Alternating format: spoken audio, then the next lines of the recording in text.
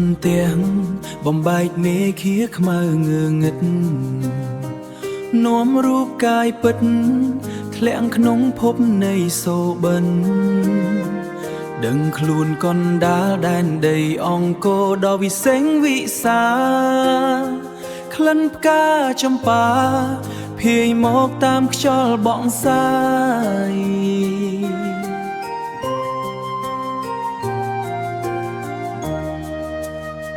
ក្នុងភ្នក់ភ្លើងសង្គ្រាមរូបបងត្រូវគេតាមយាយីស្ទើរលាភពផែនដីបាត់បង់ជីវីកណ្ដាលព្រៃភ្នំតែស្រាប់តែលេចមុខមានមេវីរនារីដ៏ឧត្តមកាន់ដាវជួយបងបង្ក្រាបសត្រូវខ្ចាត់ខ្ចាយអស់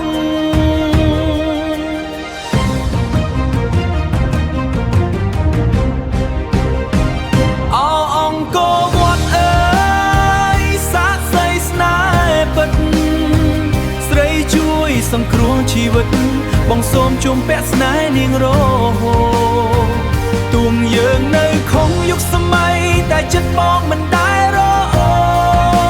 តបេះដូងបងតូចចងជាប់នឹងស្នេហ៍ស្រីម្នាក់បេះដូងបងតូចចងជាប់នឹងស្នេហ៍ស្រីម្នាក់បេះដូងបងតូចចងជាប់នឹងស្នេហ៍ស្រីម្នាក់យើងសាងអនុស្សាវរីយ៍ក្រោមដំបូលប្រាសាទថ្មសន្យានឹងគ្នាថានឹងកសាងសុភមង្គលដ៏បវរតែវាសនាអាក្រក់ពន្លឺវេទមន្តបក់បោកមកបងខំនាំបងត្រឡប់មកភពបច្ចុប្បន្នវិញទាំងទឹកភ្នែ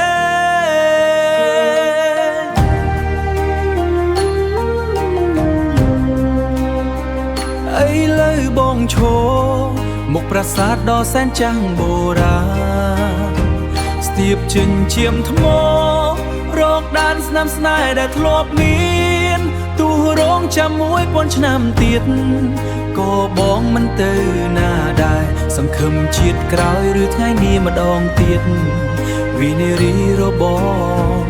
វីរនីរបស់បង